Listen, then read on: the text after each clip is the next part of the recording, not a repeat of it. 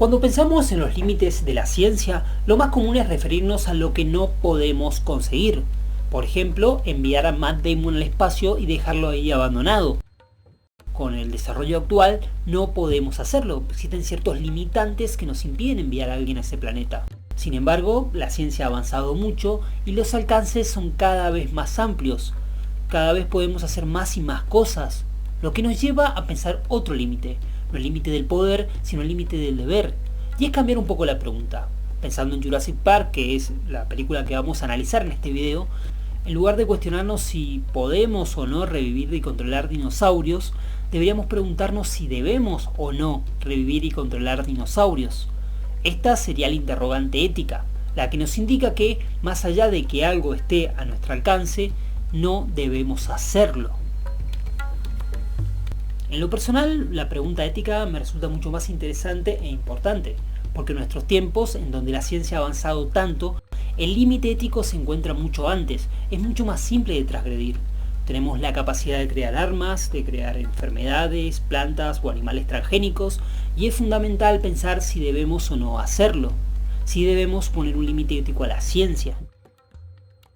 En este video vamos a analizar esta problemática a partir de Jurassic Park. Vamos a ver algunos aspectos de la ética científica, vamos a ver el contexto en donde se hace ciencia, la relación del Estado con las empresas y la ciencia misma, y alguna que otra cosita más. Nos vamos a apoyar mucho en el libro de Michael Crichton, el cual se llama Jurassic Park como las películas, claramente. Este libro nos va a mostrar algunas cosas que la película no muestra a simple vista, pero que se encuentran en el fondo, y que escarbando un poco las podemos llegar a alcanzar. En fin, sin mucho más demoras, empecemos con el análisis. Espero que esto haya sido de interés. Definitivamente lo es para nosotros como paleontólogos.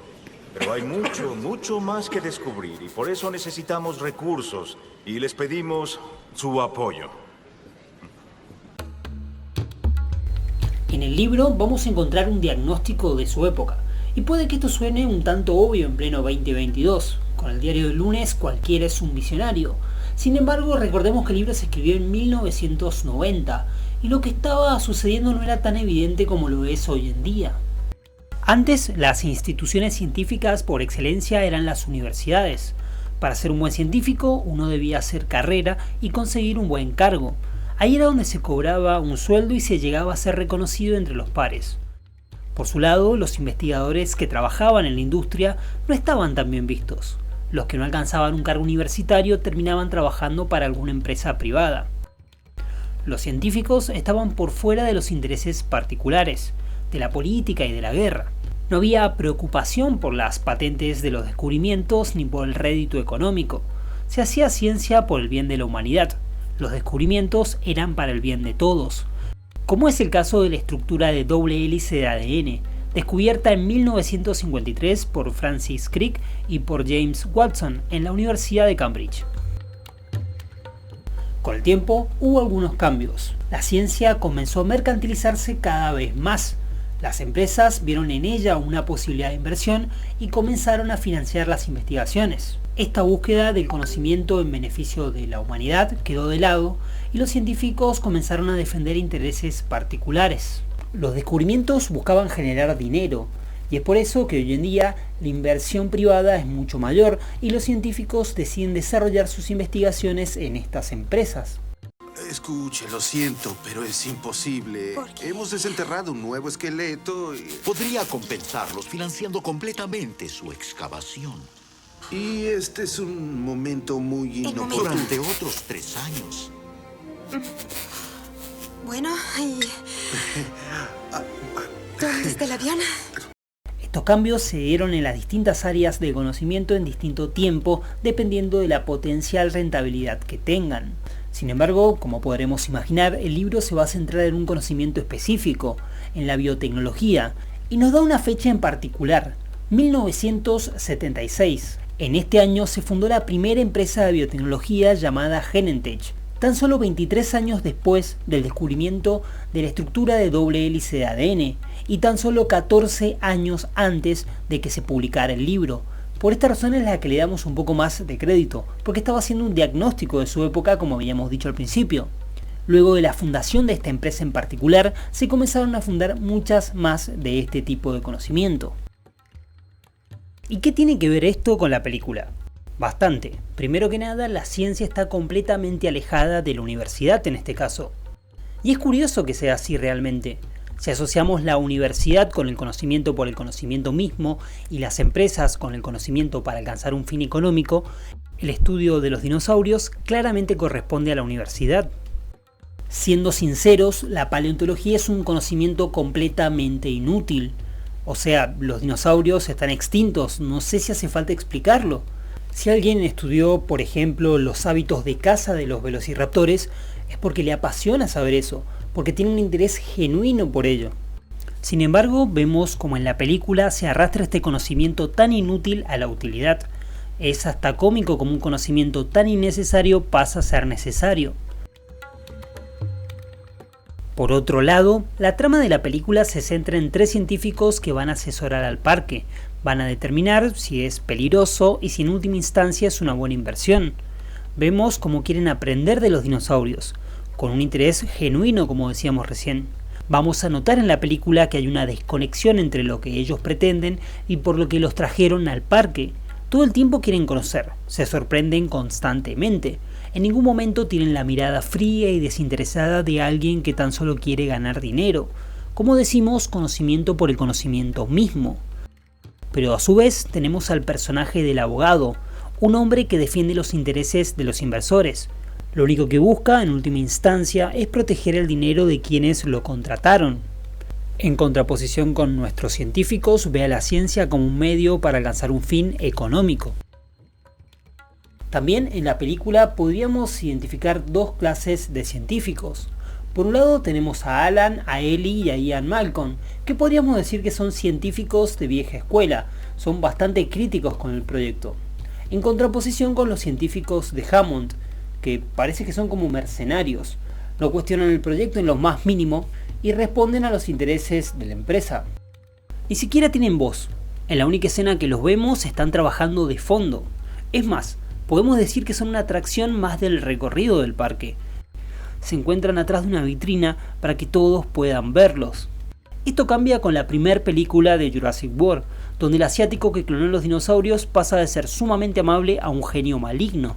Parece que quedó medio resentido lo que no lo llamaron ni para la segunda ni para la tercera entrega. Una cadena de ADN como yo es el prototipo para crear un ser vivo. Y a veces animales que se extinguieron hace millones de años, como los dinosaurios, dejaron sus prototipos para que los encontráramos. Michael Crichton hace una serie de predicciones en su libro, y con el descubrimiento que hemos mencionado recientemente, el de la estructura de doble hélice del ADN, nace lo que él llama la era de la genética. Hasta llega a destacar que estos conocimientos superarán en importancia a las computadoras, y esto es por lo menos cuestionable. Está bien, la biotecnología atraviesa nuestras vidas. A diario consumimos alimentos transgénicos, usamos pesticidas, hay medicina que la incorpora. Sin embargo, todos tenemos un celular en nuestro bolsillo. En lo personal me costaría muchísimo afirmar que estamos en la era de la genética y no de la comunicación. Sin embargo, son las dos muy importantes, no creo que sean comparables. Pero, sin lugar a dudas, el desarrollo genético es fundamental en nuestros tiempos. Evitar enfermedades, aumentar la producción de alimentos, son todas predicciones que el escritor de Jurassic Park hace. Sin embargo, lo interesante y central de su propuesta no es que la modificación genética se utilizará para resolver los grandes problemas de la humanidad. La película nos presenta este desarrollo como un mero divertimento, un desarrollo tan complejo, cuestionable y peligroso, tan solo con la finalidad de entretener. Uno de los descubrimientos más grandes de la humanidad al servicio de niños y gente que no lo aprecia en lo más mínimo. Y no me malinterpreten, como fanático de los dinosaurios me encantaría ver a uno de verdad, pero es completamente innecesario, es tan solo un capricho. Y el problema surge cuando alguien con poder económico tiene el capricho, porque seamos sinceros, con la poca plata que tengo yo, nadie se va a preocupar si mañana decido enviar un montón de satélites al espacio con la potencialidad de crear un montón de basura espacial. Pero un empresario excéntrico como podría ser Elon Musk podría llegar a serlo. El estadio actual de la ciencia nos lleva a pensar que muchas locuras anteriormente impensadas pueden llegar a ser reales, como pasa con Hammond y su parque jurásico. Y esto es algo que tendríamos que contemplar sin lugar a dudas. El poder que confiere la ciencia y con la facilidad que podríamos destruir ecosistemas o al planeta mismo, nos obliga a reflexionar sobre los límites que debemos poner a la ciencia. Y no solo eso, sino también cómo colocar dichos límites, cómo evitar que sean transgredidos. Es más, las nuevas películas nos dan otro enfoque de la biotecnología. Aparte de la clásica mirada del entretenimiento, las nuevas entregas nos muestran una nueva problemática, el uso de la biotecnología para la guerra. ¿Quién no querría un ejército de velociraptores, esas máquinas de matar que hasta pueden abrir las puertas con sus garritas? De todas formas, hay una predicción mucho más importante y compleja que fue incomprendida durante mucho tiempo. Michael Crichton en su libro nos dice que se alterarían los árboles para hacerlos cuadrados y de esa manera aprovechar mejor la madera. Lo googleé, hice una investigación seria y lamentablemente no hay árboles cuadrados, pero sí hay árboles cuadrados en Minecraft, así que Michael Crichton predijo uno de los juegos más importantes de la época. No dijo que se podían romper a puñetazos, pero bueno, eso ya sería demasiado. Realmente no sé cómo me dio la cara para hacer ese chiste y ponerle un poco de seriedad, pero bueno, un desastre. Lo mínimo que puedo hacer después de esto es suscribirte al canal, activar la campana, poner un me gusta y todo eso que ya sabes. Y nada, sigamos. Yo les diré el problema con el poder científico que están utilizando aquí. No les costó ninguna disciplina adquirirlo. Leyeron lo que hicieron otros y dieron el paso siguiente. No adquirieron ese conocimiento solos y no asumen responsabilidad por ello. Ahora posiblemente estés pensando, esta marmota está criticando la iniciativa privada, se volvió comunista. Y no porque sea comunista voy a criticar la iniciativa privada. Está bien, la estoy criticando, pero no porque sea comunista. Ahora, hablando en serio, es innegable que la iniciativa privada en ciencia es positiva. Y más después de una pandemia en donde un montón de laboratorios invirtieron en una cura o en una vacuna. Sin embargo, aunque en la mayoría de los casos las investigaciones sean positivas, también hay algunas pocas en donde son negativas, aún teniendo buenas intenciones. Pensando en la película, nadie puede negar que las intenciones de Hammond, el dueño del parque, eran buenas. Su fascinación por los animales y lo que provocarían en los espectadores escapan al interés económico. Sin embargo, las buenas intenciones no lo son todo. La cosa se puede descontrolar, los dinosaurios se pueden escapar y se pueden comer hasta la amiga de tu tía. ¿Y cómo podríamos controlar estos desarrollos? Aunque nos parezca bastante extraño, las investigaciones universitarias están más reguladas de lo que imaginamos. Supongamos que queremos desarrollar una investigación y debemos conseguir financiamiento. Debemos convencer a las autoridades de que apoyen el proyecto. Deberíamos pasar filtros éticos, de utilidad y de viabilidad que evitan que los científicos se manden cualquiera. Hay que recordar que la ciencia es una actividad en conjunto y que los investigadores pertenecen a una comunidad científica, la cual tiene reglas, tiene normas, tiene valores, tiene principios, y si el investigador llega a romper con ellos, se termina quedando afuera.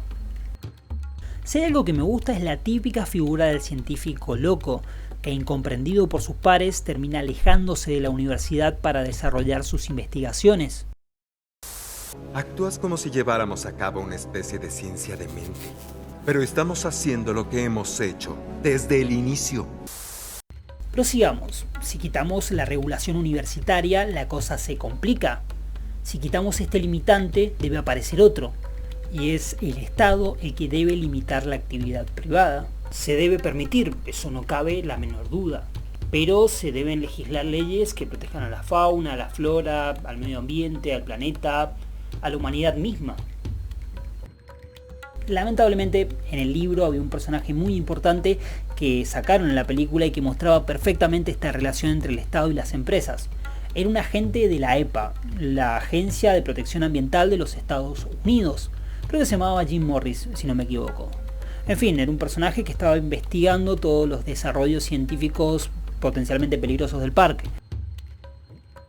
Sin embargo, tenemos otro indicio que nos muestra el control estatal. Si recordamos, la isla Nublar se encuentra en Costa Rica. ¿Y por qué razón está ahí y no en algún otro lado, en Estados Unidos, por ejemplo? La razón es simple, en América Latina hay controles más flexibles, por así decirlo, por no decir que los políticos y las autoridades son más corruptibles. De esa manera, una empresa privada puede poner sus laboratorios y desarrollar investigaciones cuestionables sin ningún inconveniente. Y esto simplemente pasa, no es para nada ficción. Acá tenemos ciertas prácticas de explotación que no están permitidas en otros países con una legislación un poco más estricta, como puede ser el caso del fracking.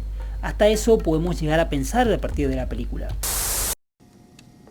Tengo una isla, cerca de Costa Rica. Se la alquilé al gobierno y llevo 5 años allí creando una especie de reserva biológica.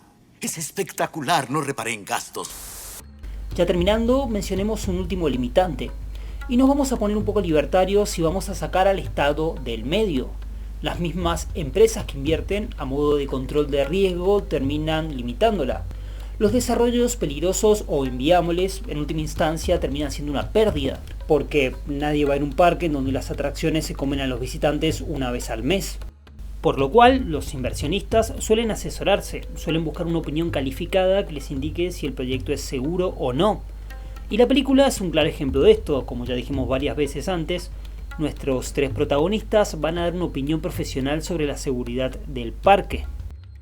Es rentable abrir sus puertas al público. Y tengo una piedrita en mi zapato, el que representa a mis inversionistas. Dice que insisten en tener opiniones imparciales. ¿Qué tipo de opiniones?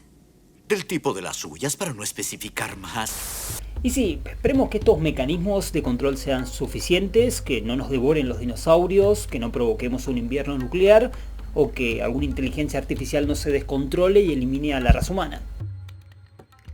A todo esto tengo otro video de Jurassic Park en el canal y no puse ningún vínculo para que vayan a verlo, así que se los dejo por acá arriba por si lo quieren ver. Y les pido lo de siempre, que se suscriban si les gustó el contenido, que le pongan un me gusta, que activen la campana, que me comenten algo y nada, nos vemos, saludos.